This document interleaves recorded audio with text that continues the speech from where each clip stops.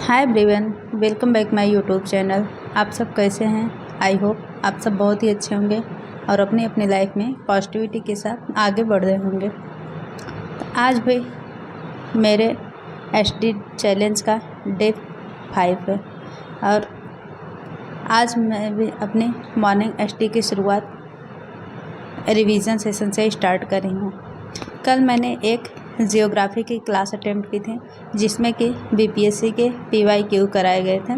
तो मैंने उसे जो जो चीज़ें इम्पॉर्टेंट लगे उसको नोट डाउन किया है और आज उसको सबसे पहले रिवीजन करके अपना नेक्स्ट एसडी स्लॉट स्टार्ट करूँगी।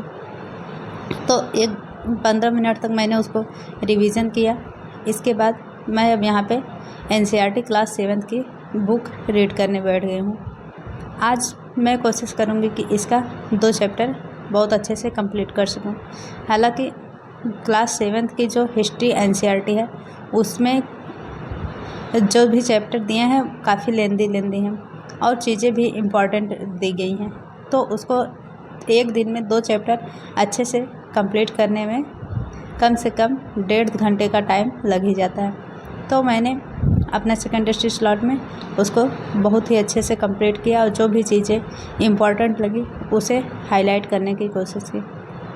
तो मैं अपनी एसडी को इसी तरह से आगे कर रही हूँ और फिर इसके बाद मैं अपना नेक्स्ट एसडी स्लॉट में पॉलिटी करूँगी।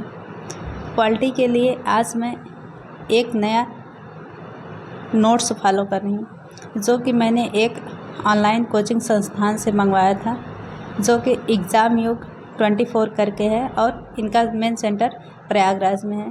तो ये काफ़ी अच्छा पढ़ाते भी हैं और सभी एग्ज़ाम को टारगेट करके नोट्स भी प्रोवाइड कराते हैं। तो मैंने भी उनका नोट्स परचेज़ कर लिया था और वो मेरे पास पहुंच गया। तो आज मैं पॉलिटी वहीं से कर रही हूँ और काफ़ी अच्छी चीज़ें दी हुई हैं क्योंकि मैं इनको यूट्यूब पे भी पहले फॉलो करती थी। तो सोचा कि एक बार नोट्स मंगा के देखती हूँ। तो नोट्स में मैंने एक लेसन पढ़ा था जो कि बहुत ही अच्छा लगा। तो फिर इसके बाद मैं मॉर्निंग से लेके दोपहर तक लगभग 3 से 4 घंटे की पढ़ाई कंप्लीट कर पाई हूँ। अभी तो मैं ज़्यादा फोकस अपने सब्जेक्ट पे ही कर रही हूँ, लेकिन बीच बीच में जीएस का पोर्शन भी अटेम्प्ट करने की कोशिश करती रहती हूँ। जैसे कि कल जियोग्राफी का 2 घंटे का लेक्चर अटेम्प्ट किया था और ऐसे ही करके अभी तो एक प्रॉपर तरीके से नहीं लेकिन बीच बीच में जीएस को भी इंक्लूड करते हुए चल रही हूँ। अभी मैं जीएस के लिए कोई प्रॉपर स्ट्रेटजी फॉलो नहीं कर रही हूँ। बस मेरे पास जो बीपीएससी पूर्वावलोकन घटना चक्र की बुक है उससे कभी कभी क्वेश्चन देख लेती हूँ और अगर यूट्यूब पे किसी की क्लासेस अच्छी लगती हैं तो उसे फॉलो करती हूँ। और मैं कोशिश ये करती हूँ कि यूट्यूब पे जिस भी क्लास को फॉलो करूँ जो कि यूपीएससी या स्टेट पीसीएस की तैयारी करवाते हैं उन्हीं टीचर को मैं ज़्यादातर फॉलो करती हूँ क्योंकि वो लोग चीज़ें थोड़ा डीप में पढ़वाते हैं और हमारे एग्ज़ाम का भी यही पैटर्न होता है कि चीज़ें ज़्यादा डीप में पूछी जाती हैं। तो हम अगर इस तरह से अभी से पढ़ते रहेंगे तो आगे थोड़ी प्रॉब्लम कम होगी। क्योंकि देखिए मैंने तो TRE 2 और TRE 3 दोनों का एग्ज़ाम दिया है।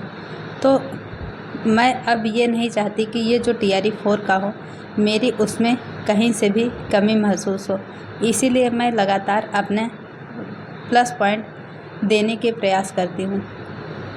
और आप लोग मुझे एक सजेशन दीजिए कि मैं मैथ की तैयारी कहाँ से करूँ। हालांकि मैं सर्च कर रही हूँ कि कोई टीचर अगर टॉपिक वाइज अच्छे से करवा रहे हैं बीपीएससी लेवल का तो मैं उन्हें फॉलो करूँगी, लेकिन अभी तक मुझे कोई टीचर समझ में नहीं आया है। अगर आप लोगों को कोई भी टीचर का ऐसा आइडिया हो जो कि अच्छे से जीएस की तैयारी करवा रहे हैं तो आप लोग ज़रूर मुझे सजेस्ट करिएगा।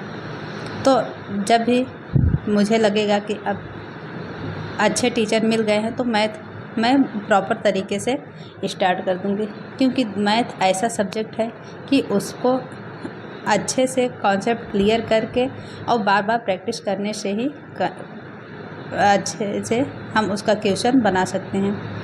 तो बस इसी वजह से अभी मैं मैथ को टच नहीं की हूँ।